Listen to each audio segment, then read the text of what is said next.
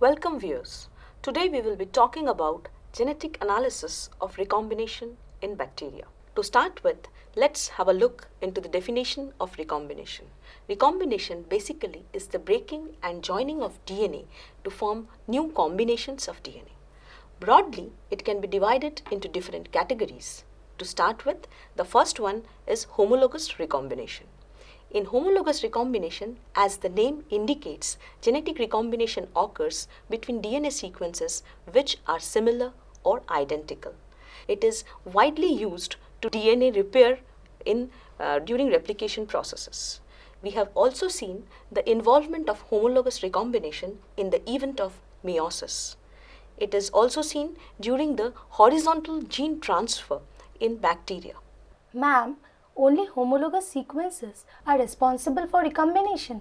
No, though homologous recombination is supposed to be the most widely occurring recombination event, but there is another important recombination that is called non-homologous recombination, wherein we will see that the sequences that are participating in recombination are not exactly similar or identical. Then there comes the question that why at all then recombination event is going on between them. So herein we will see the involvement of certain enzymes which actually execute non-homologous recombination, and those enzymes are called recombinases.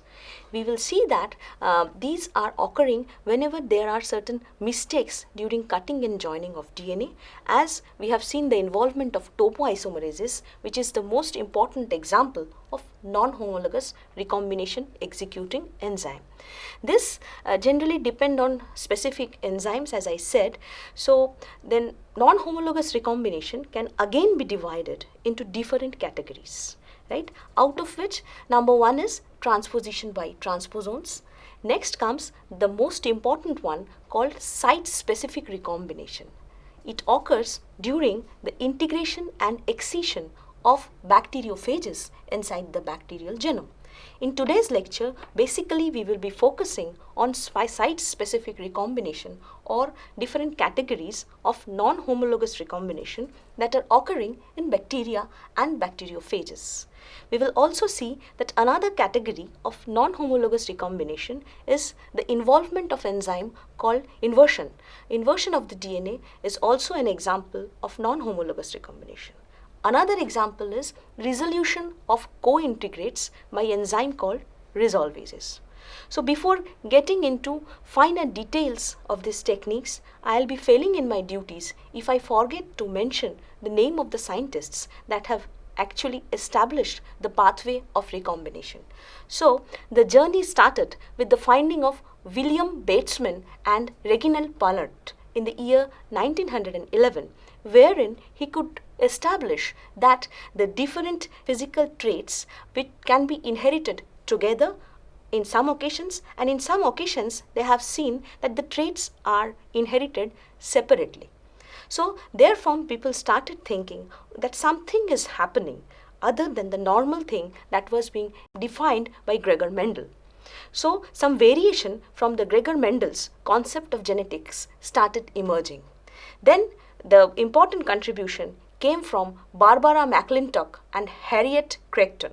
These two people first established that chromosomal crossovers are occurring during meiosis. So the concept of crossover was established by McClintock and Crichton.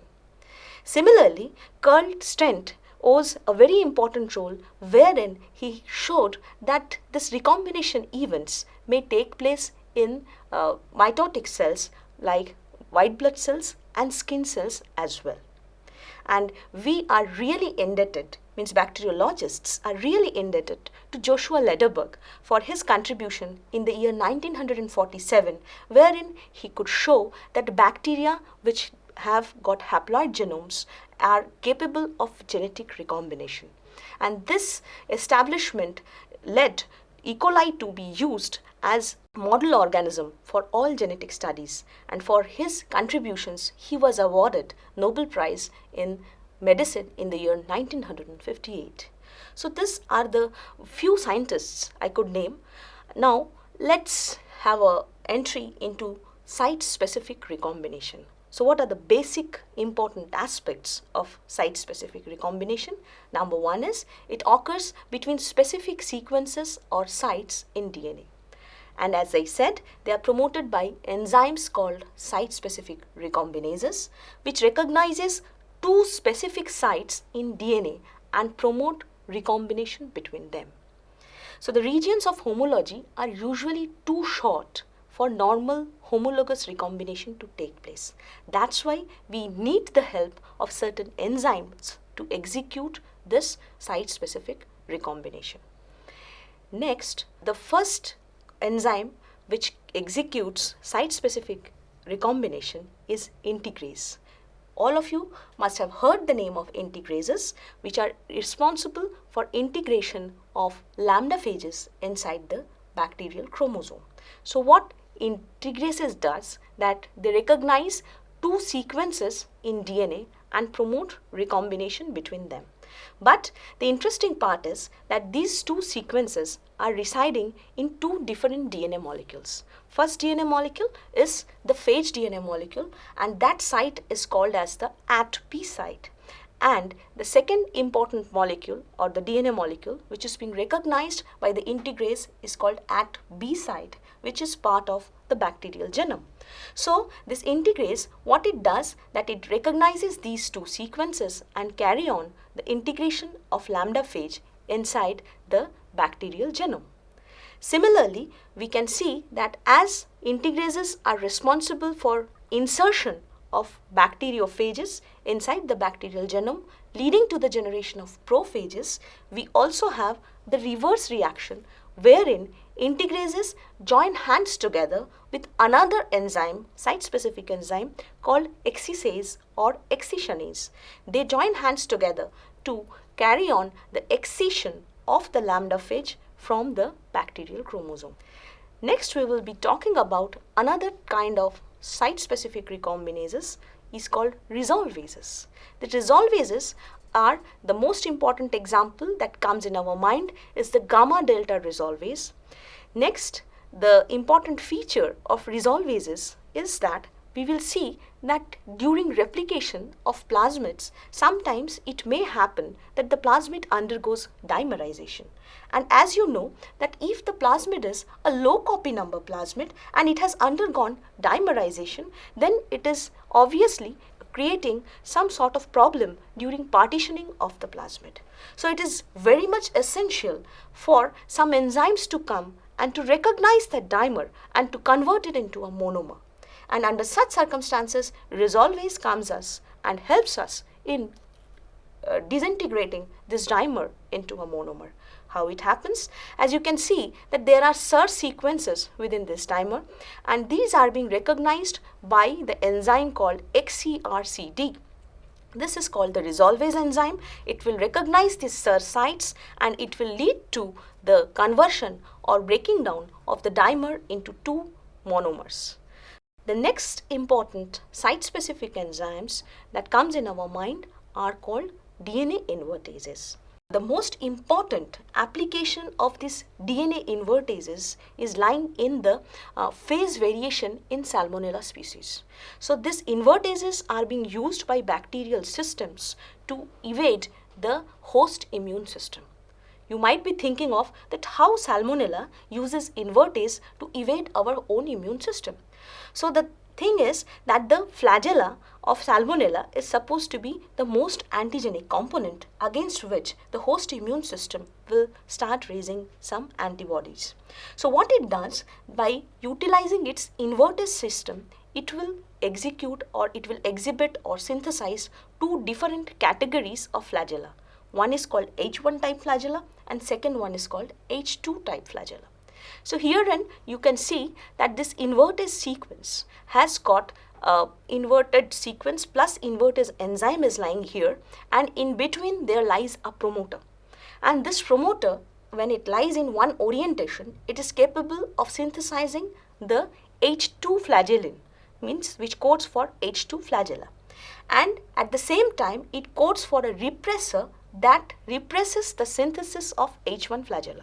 So when the invertases are lying in one orientation, under such circumstances only H2 flagella will be synthesized and H1 flagella will not be synthesized.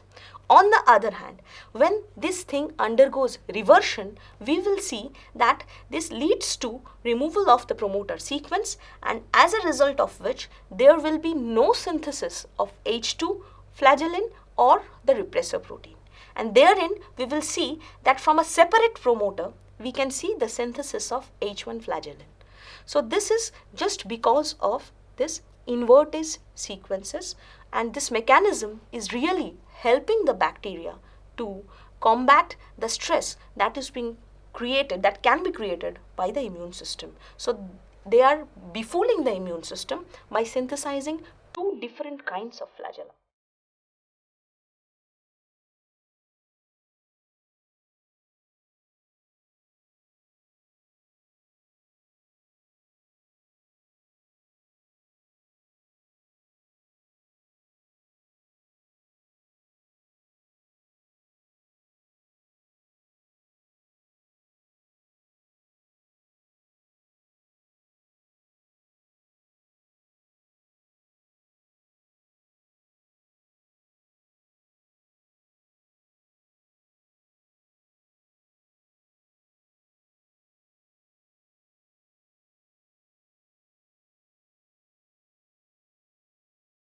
Ma'am, what are the common properties of the site-specific recombinases?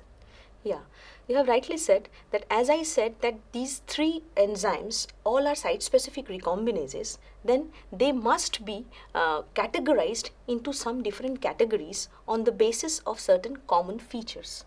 So what we can understand from here, that these recombinases are supposed to recognize the DNA element. They should make a cleavage in the phosphodiester bond, and after that what they should do, that they should hold the DNA so that it can avoid the annealing of the DNA or binding or phosphodiester bond formation of the DNA with some wrong cut DNA molecules, so that the binding is specific, is being made sure by the binding of this recombinase molecules.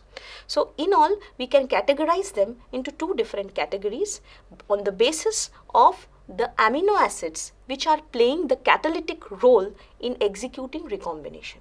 So we have got two such classes. One is called Y recombinase, which comprises of tyrosine in the catalytic part. On the other hand, second one is called S recombinase, which comprises of serine in their active site. So let's have a look on the examples of tyrosine recombinases. We will see in the resolvase category of E. coli, which carries tyrosine type recombinases. There are many names, but the important one that comes in our mind is phage P1 Cre. Next is in the class of integrases, we will see that the lambda phage also integrates utilizing tyrosine recombinases, and the superfamilies in eukaryotes, means topoisomerases of viruses as well as eukaryotes, also fall in the tyrosine recombinase family. Let's have a look on the mechanism of action of tyrosine recombinases. So what they do? We will have a look that, see, this 4 Cre recombinase molecules first bind the LOXP sites. What they do? They are responsible for bringing the DNA together, which are participating in the event of recombination. Next, the activity of the tyrosines in the 2 Cre molecules, which are being indicated by Y here, it cleaves 2 strands, and what happens that in a phosphoryl transferase reaction, it forms a 3' phosphotyrosyl bonds and the 5' OH ends. So what we can see here, that because of the action of this tyrosine recombinase, there is generation of a 5' OH, and the 3' end has got a phosphotyrosyl bond attached to it. Next, each 5' end then attacks the opposite 3' phosphotyrosyl bond. It leads to switching the strands and causing 3 to 4 nucleotide swap in the complementary region, as it is visible here in the second figure. Next, what happens, that the nucleophilic 5' OH end then attacks the phosphotyrosyl bond and leads to rejoining the ends to form a holiday junction, and that leads to the isomerization event. As you can see here that this holiday junction is undergoing isomerization.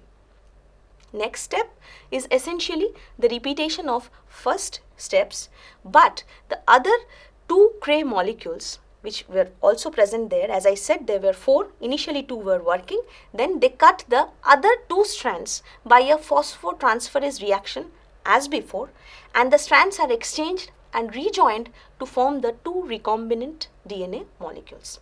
So this is how we can see that tyrosine recombinases are working. Next we are coming to the serine recombinases. So the examples of serine recombinases, in the resolvase class we will see that the resolvase gamma delta falls into serine recombinase family. Then in the invertase group we can see that the flagellar invertase, as I just talked about Haemophilus influenzae invertase, it falls into the serine class of recombinase. In the superfamilies, we can see here the integrases of phage 5C31 is an example of serine recombinase family. So let's have a look at how serine recombinase family works or executes its action of recombination. So here we will see that the 4 recombinase molecules bind to the 2 copies of the DNA, and it leads to holding of the DNA molecules together. As in case of Y, we have seen the same thing. Next, the active site here is serine. In all 4 recombinases, attack phosphodiester bonds a few nucleotides apart to leave staggered breaks with the 5' phosphate overhangs, forming phosphoryl serine bonds with the active site serines. As you can see here that they are attacking in a nucleophilic fashion onto certain nucleotides which are few nucleotides away from serine. Next, what is happening? That it leads to rotation of a domain of the recombinase which brings the corresponding ends of the 2 different recombination sites together. So it leads to a rotation in the DNA. Next, we will see here that the free 3' OH ends then attacks the 5' phosphoryl serine bond. As we have said, that rotation has already taken place and it leads to the corresponding strand on the other DNA, means strand exchange has taken place. Next, we will see that the nicks are finally being sealed to form the recombinant product. So this is how we have seen that the working of tyrosine recombinases and working of serine recombinases. Now I would like to talk to you about a different kind of recombination system which utilizes the phage recombination machinery. Now the question arises that why at all we are interested to learn about phage recombination pathways. The reason is the concept of cloning and introducing foreign genes inside bacterial system and amplifying them according to our needs has really made the field of molecular biology very strong.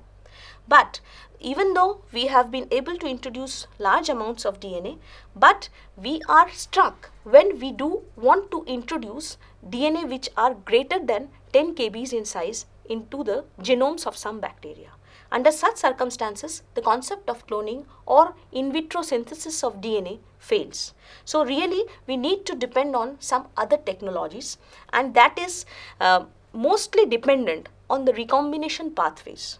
So that's why we have been so much interested in learning the recombination pathways that are going on inside the bacteriophages. So we all know that the recombination systems that are executed inside the phages are very much similar to the recombination pathways which are getting executed inside the bacterial cells. They generally use their recombination systems to make primers which are needed for their replication inside their hosts. This recombination mechanisms are being used by bacteriophages for making concatomers, as in case of lambda. And we all know that concatomer formation is an essential prerequisite for the packaging of the phage DNA as it wants to come out of the host cell.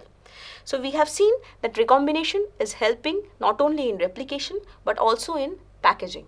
Recombination system may play a vital role in repairing the damaged phage DNA, as it is helping to repair the damages in host cell as well.